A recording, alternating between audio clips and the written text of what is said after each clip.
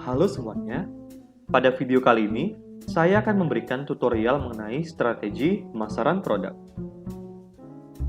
Tidak dapat dipungkiri, era digitalisasi pemasaran telah menyebabkan disrupsi secara masif terhadap perilaku konsumen dalam melakukan pembelian produk.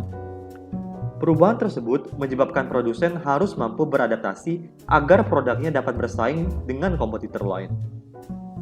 Untuk itu, dibutuhkanlah suatu strategi pemasaran yang efektif yang dapat mengakomodasi model baru dari pasar.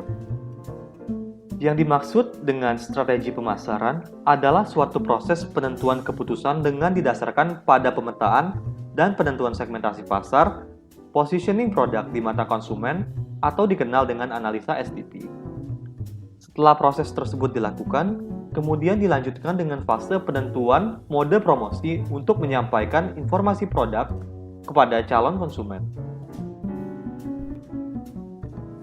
Adapun, analisis STP diawali dengan pertama, pemetaan segmentasi pasar. Segmentasi merupakan proses pembagian kelompok-kelompok yang berbeda karakteristik maupun kebutuhannya. Pemetaan segmentasi pasar ini didasarkan pada faktor geografis, demografis, dan psikografis calon konsumen.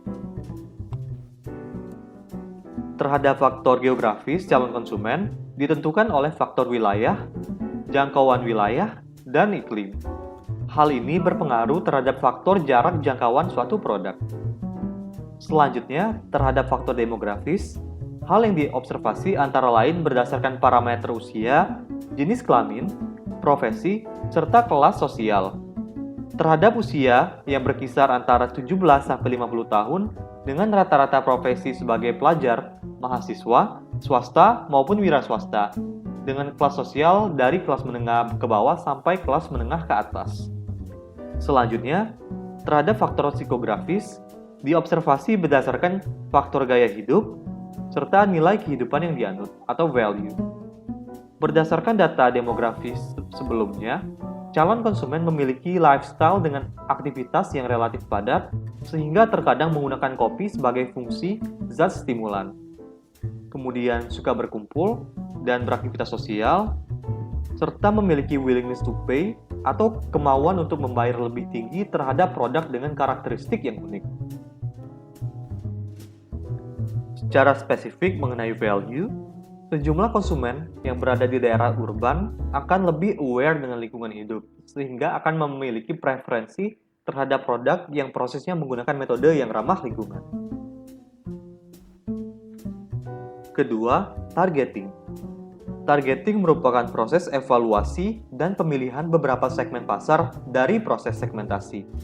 Adapun, dalam konteks targeting produk kopi, strategi yang ideal untuk diterapkan adalah dengan menggunakan metode differentiated marketing. Dalam strategi ini, pengusaha mencoba untuk mengidentifikasi kelompok konsumen tertentu dengan membagi pasar ke dalam dua kelompok atau lebih. Berdasarkan data di atas, segmen pasar dapat dibagi menjadi dua kelompok, yaitu kelompok dengan usia rentan 18-35 tahun dan kelompok usia 36-50 tahun. Data ini didasarkan pada perbedaan perilaku gaya hidup. Ketiga, positioning. Positioning merupakan fase penentuan metode untuk memosisikan produk dari sudut pandang tertentu sehingga dapat terlihat secara jelas dan unik di mata pangsa pasar yang dituju. Dengan demikian, fase ini memiliki korelasi yang kuat dengan proses branding dari identitas suatu produk. Sebagai contoh, karena mayoritas kelompok pengonsumsi kopi berada pada usia 18-35 tahun, bertempat tinggal di daerah urban, serta mengkonsumsi kopi karena gaya hidup, maka branding visual produk tersebut disarankan agar lebih memiliki karakter minimalis, mudah diingat, serta unik dalam hal dapat mengindikasikan bahwa kopi tersebut merupakan produk khas yang berasal dari marga mulia. Setelah data dari analisa STP didapatkan, maka dilanjutkan dengan penentuan strategi pemasaran digital. Tahapan pertama yang harus dilakukan adalah dengan memilih platform yang cocok untuk mempromosikan produk. Berdasarkan algoritmanya, untuk promosi produk paling cocok untuk menggunakan platform Instagram dan TikTok. Pertama, Instagram.